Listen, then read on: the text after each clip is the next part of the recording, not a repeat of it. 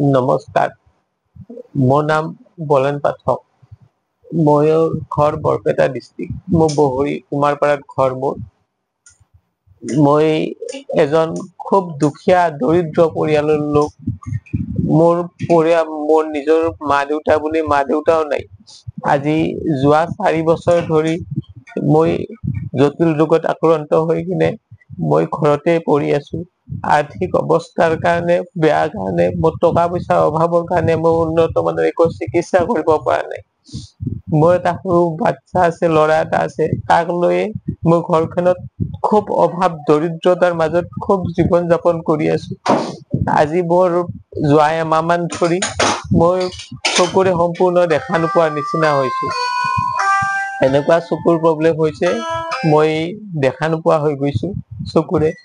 তাৰ পিছত আজি কিছুদিন আগত মই ঘৰতে পিছপিনে পৰিছিলো, পৰি কিনে ভৰিখন মোৰ পুৰা অসম্পূৰ্ণ ভাঙি যোৱাৰ নিচিনা হৈ গৈছে। এতিয়া মোৰ 2টা অপাৰেচন কৰিব লগা হৈছে।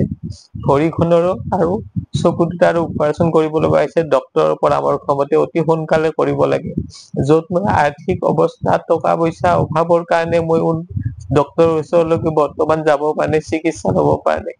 সেইটো কাৰণে মই হাতযোৰ কৰি অসমবাসী ৰাইজলৈ মই অনুৰোধ জনাইছো, যাতে মোক অলপ আৰ্থিকভাৱে সহায় সহযোগ কৰি আপোনালোকে মোৰ এই দৰিদ্ৰ দুখীয়া খুব অভাৱী জীৱনটো আৰু মোৰ পৰিয়ালটো যাতে অকনমান সহায় সহযোগ কৰি আপোনালোকে আৰ্থিকভাৱে যাতে মই অলপ চিকিৎসা কৰি কিনে মোৰ মানুহটো সুস্থ হৈ মোৰ পৰিয়ালটো যাতে পোহপালন কৰিব পাৰো। মোৰ পোৱালিটো একেবাৰে সৰু। হয়, মোৰ এনেকুৱা দিন গৈছে মোৰ ঘৰত খাবলৈ চাউল মুঠিও নাই, কাৰণ মই ইনকামৰ কৰিবলৈ মানুহ এজন মইয়ে আছো। ত' আজি 4-5 বছৰে ধৰি 1 টকা এটা মই ইনকাম কৰিব নোৱাৰো। যাৰ ফলত মই অসুস্থতাৰ বাবে মই ঘৰতে পৰি থাকিব লাগে। এনেকুৱা অভাৱ হৈছে মোৰ খাবলৈ চাউল মুঠি পৰ্যন্ত নাথাকে। মই পোৱালিটোক লগত লৈ লঘোণেও ৰাতি মই পাৰ কৰিছো। এনেকুৱা য'ত মই মেডিচিন পাতি চিকিৎসাটো কৰা দূৰৰ কথা, মই লঘোণেও দিন পাৰ কৰিব লগা হৈছে।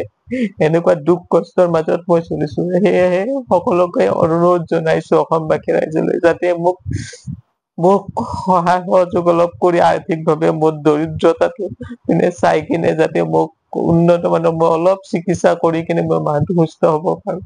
মোৰ জীয়াই থাকিবলৈ খুব ইচ্ছা আছে, কাৰণ মোৰ পোৱালিটো নিচেই সৰু পোৱালি। ত' মোৰ নিজৰো মা দেউতা নাই। ত' সেইটো কাৰণে মই বুজি পাওঁ ভালকৈ, মোৰ কিবা এটা হলে মোৰ ল'ৰাটোৰ কি হব। সেয়ে সকলোলৈ মোৰ বিনম্ৰ ভাৱে অনুৰোধ, যাতে মোক অলপ আৰ্থিকভাৱে সহায় সহযোগ কৰে। নমস্কাৰ, মোৰ নাম শ্ৰী মৃদুলা দাস। মই কুমাৰপাৰাৰ পৰা কৈছো, বহৰী কুমাৰপাৰাৰ পৰা।